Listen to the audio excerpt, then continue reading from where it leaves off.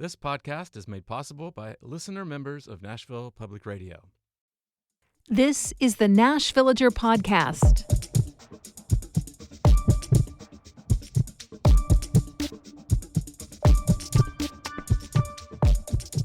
It's November 18th, 2024. On this day in 1785, the United States and members of the Cherokee Nation agreed to terms on the first of three land deals that are collectively known as the Hopewell Treaties, named for the place in South Carolina where the talks took place. And that's what opened the door to white settlement between the Cumberland River and the Duck. So, a zone that includes what is now Murfreesboro, Franklin, Columbia, that strip of the mid-state. The Cherokee deal was signed 10 days after those terms were reached, and in January, the U.S. signed similar agreements with folks from the Choctaw and Chickasaw peoples. But as always with these treaties, I'm careful to say members of the native groups, not the nations themselves. Because in the case of each of those nations, there was deep disagreement over the idea of even entering into talks with the Americans, much less handing over land. The details vary according to which tribal people you're talking about in terms of who they sent, how much power the delegation had to actually enter into binding agreements, what their goals were in attending the talks, things like that. Bottom line, while the treaties were signed by the folks who went to do the talking, most Cherokee, Choctaw, and Chickasaw people did not consider those deals valid under the norms or governing standards of their nations. Most white Americans saw the treaties as ironclad. Well, at least as far as it benefited them. There's a lot of flowery language about leaving the native groups alone in the land that the treaties left to them. The Cherokee were promised a seat in Congress. Each of the three deals ended by saying, quote, "The hatchet shall be buried forever." When it came to those big promises, America honored exactly none. Because once the Hopewell Treaty land was settled, people became hungry for the properties on the other side of the Duck River, in southern Middle Tennessee and all the way down through Georgia, Alabama, and Mississippi. Andrew Jackson made a military career out of invading those lands to try and push the native nations out. The Trail of Tears finished that job.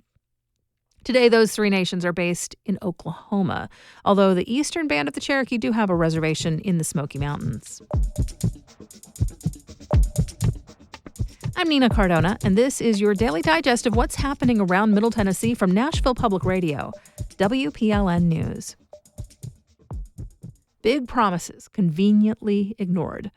That's the story again and again as we look at the history of the United States and its dealings with native groups.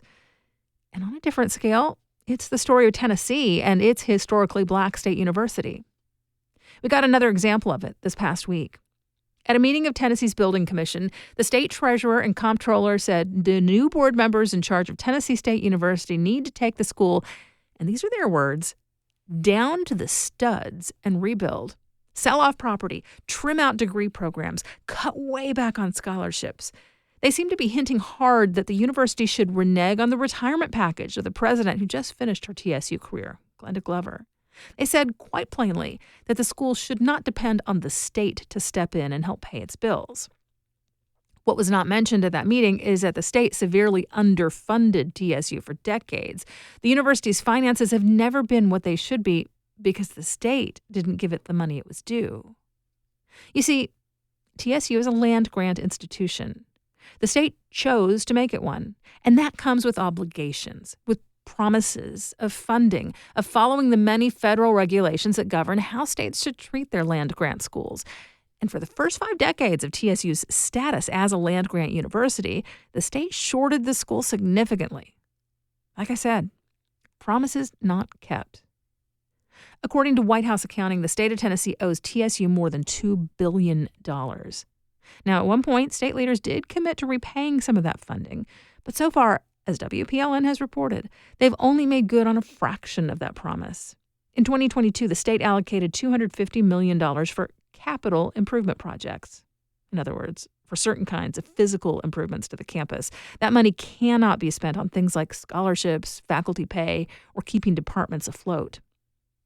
At the start of this year, the governor and state legislature worked together to dismantle leadership at TSU and replace the governing board with their own hand-picked people. Those actions raised the bar for the level of intensity focused on the university, at least in recent years. And last week's meeting just ratcheted things up even further. The language being used to disparage the previous board and its decisions, the extremity of the suggestions for how TSU should, in their view, trim the fat, it was on another level entirely. State leaders may not find it convenient to remember that they still owe the university a huge amount of money, more than enough funding to right the financial ship with few, if any, changes. But members of the TSU community are very aware of exactly that. They have not and will not forget or ignore the fact that the state is the root cause of TSU's financial woes. And they don't have much interest in slashing programs or selling property. They want the state to give its HBCU the money it's owed.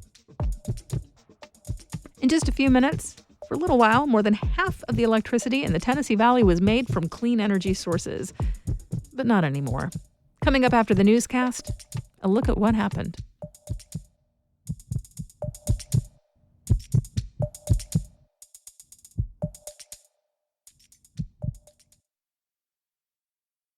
Tennessee's legislature has passed a record-breaking number of anti-LGBTQ laws. I'm Mariana Baca-Yao, and as WPLN's Power and Equity reporter, I focus not only on how marginalized communities contend with those new laws, but how they come together in spite of them. I think what gives me hope is that someone like you is covering this.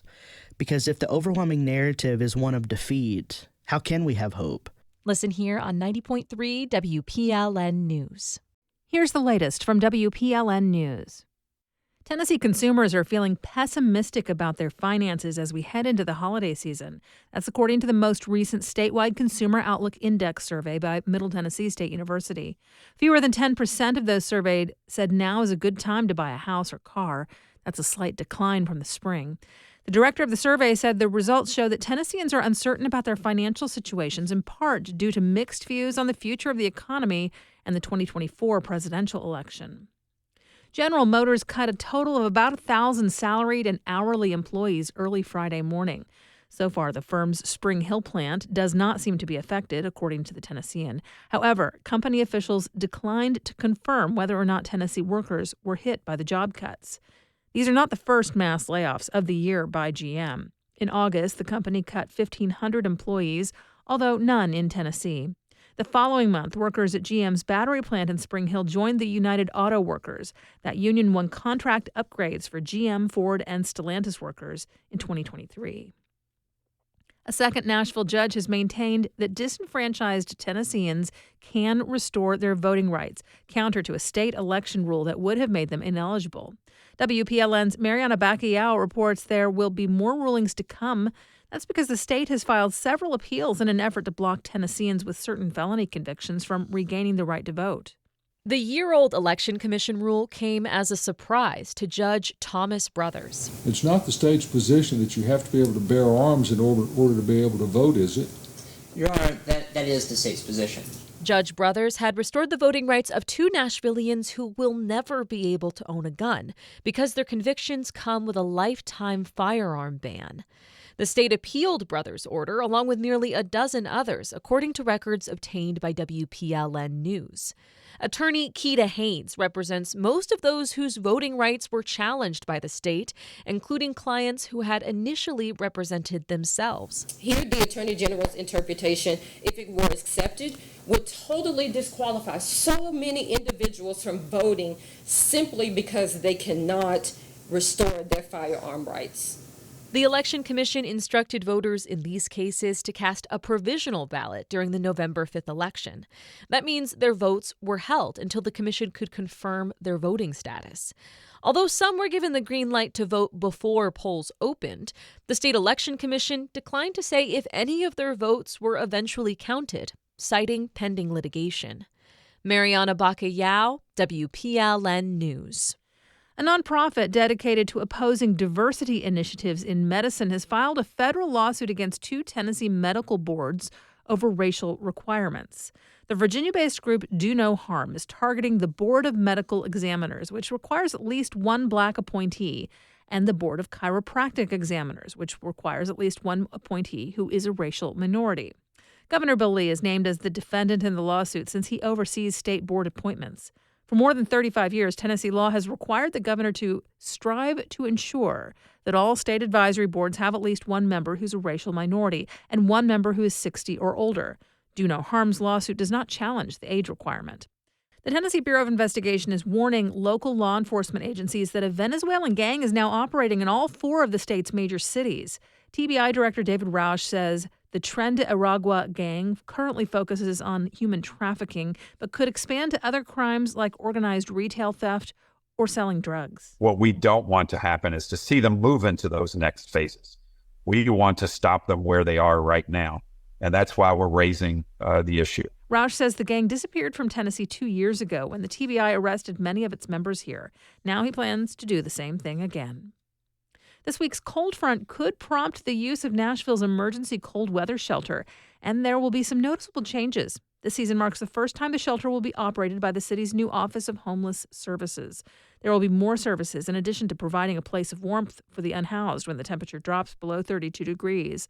The shelter will also triage people who show up in order to help them with other services, like finding permanent housing or getting mental health care. Pets are now allowed. Community alerts will let the public know when the shelter is activated, and occupancy numbers and data will be collected through an electronic information system. As in the past, the cold weather shelter will provide temporary housing, hot meals, and basic services.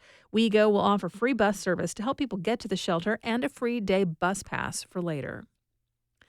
Animal shelters across East Tennessee were devastated by flooding during Hurricane Helene. Now the region's shelter workers are banding together to rebuild. WUOT in Knoxville reports that after the hurricane, animals were moved from flood-damaged shelters in Unicoi and other hard-hit counties to Knoxville. Now they're being moved again to shelters in Michigan and Wisconsin.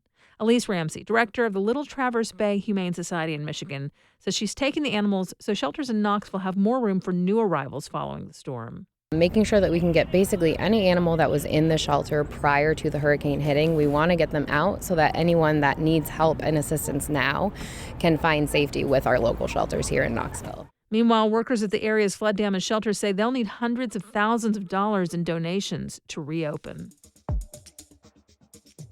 You'll find more news anytime at WPLN.org. In 2016, the Tennessee Valley Authority did something no other utility had done in 20 years. It turned on a new nuclear reactor.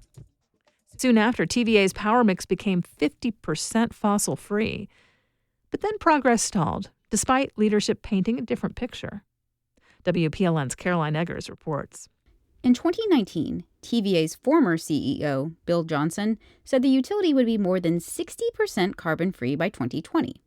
Well, that didn't happen, but TVA had its cleanest ever mix that year, with 57% clean energy.